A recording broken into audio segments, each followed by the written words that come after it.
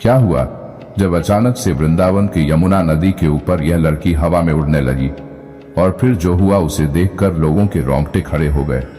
दोस्तों, वाकई में यह चमत्कारी घटना देखकर आप लोग भी हैरान रह जाएंगे।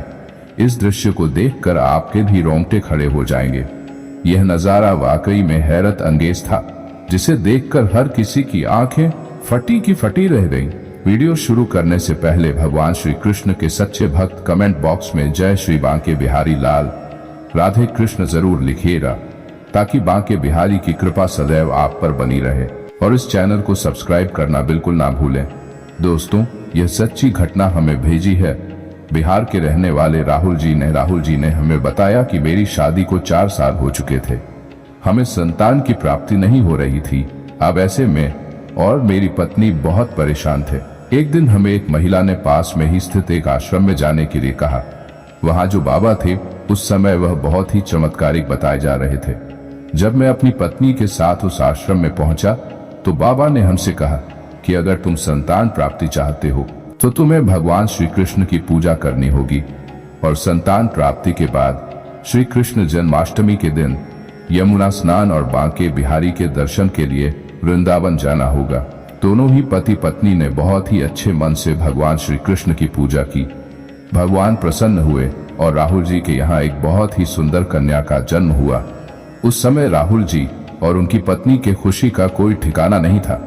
वे दोनों बहुत ही खुश थे और बांके बिहारी जी का शुक्रिया अदा कर रहे थे। अब दोस्तों, देखते ही देखते 4 से 5 साल बीत गए और अब बच्ची चलने लायक हो गई थी। श्री कृष्ण जन्माष्टमी भी आ गई थी, क्योंकि आश्रम वाले बाबा ने कहा था कि जब संतान प्राप्ति हो जाती है तो उसको लेकर वृंदावन यमुना स्नान और दर्शन के लिए जरूर जाना। तो हमें वह मन्नत को पूरी करनी ही थी। इसके बाद मैंने वृंदावन जाने वाली ट्रेन में अपने पूरे परिवार के साथ छोटी बच्ची का रिजर्वेशन करवाया। हम सभी बहुत ही खुश थे। मस्ती मजाक करते हुए, एंजॉय करते हुए हम वृंदावन जा रहे थे, लेकिन हमें बिल्कुल भी अंदाजा नहीं था कि आज जो हमारे साथ वृंदावन में होने वाला था उससे हमारी पूरी दुनिया बदल जाएगी। दरअसल दोस्तों, जब राहुल जी अपने परिवार के साथ वृंदावन पहुंचे, उस दिन कृष्ण जन्माष्टमी होने की वजह से वृंदावन में बहुत ज्यादा भीड़ थी। अब ऐसे में जैसे तैसे करके उन्होंने अपने परिवार को संभाला और अपनी 5 साल की छोटी बच्ची की मन्नत की पूर्ति की। परंतु दोस्तों, अचानक बहुत ही ज्यादा भगदड़ हो जाने के कारण उनका हाथ उनकी 5 साल की बच्ची से छूट गया और भीड़ में उनकी 5 साल की बच्ची कहीं पिछड़ गई और वह लापता हो गई। वह बच्ची भीड़ के साथ चलती चली जा रही थी। अब ऐसे में वह एक यमुना घाट पर पहुंची, जहां पर पैर फिसलने के कारण वह यमुना नदी में गिर गई और बहने लगी। अब राहुल जी और उनकी पत्नी बहुत ही परेशान हो गए। उस दिन वृंदावन यमुना नदी के पास बहुत ही ज्यादा भीड़ थी, फिर भी उन्होंने उसे ढूंढने के लिए एड़ी चोटी का जोर लगा दिया। कितनी ही बार उन्होंने माइक में बच्ची का भी अनाउंसमेंट करवाया, लेकिन छोटी बच्ची का कोई पता नहीं चला। छोटी बच्ची कैसे पहचान पाती, वह तो नदी में गिर चुकी थी। उसकी जान उस समय खतरे में थी। उस समय राहुल जी की स्थिति बहुत ही खराब हो चुकी थी और उन्होंने आगे बताया कि उस समय मेरी पत्नी ने मुझसे पूछा कि क्या अब हमारी बेटी हमें वापस मिल पाएगी। यह बात सुनकर मेरी आंखों में आंसू आ गए। मैंने उससे कहा कि भगवान पर भरोसा रखो, और हम बांके बिहारी जी से प्रार्थना करते रहे। हम दोनों ने बिहारी जी से प्रार्थना की।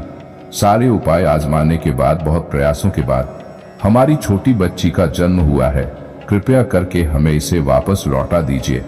हम तो आपके ही दर्शन के लिए आए थे। उसके बाद दोस्तों, उसी समय वृंदावन यमुना नदी में एक बहुत ही बड़ा चमत्कार हुआ, जिसे देखकर सिर्फ राहुल जी ही नहीं बल्कि यमुना घाट पर स्थित सभी दर्शनार्थी हैरत अंगेज रह गए।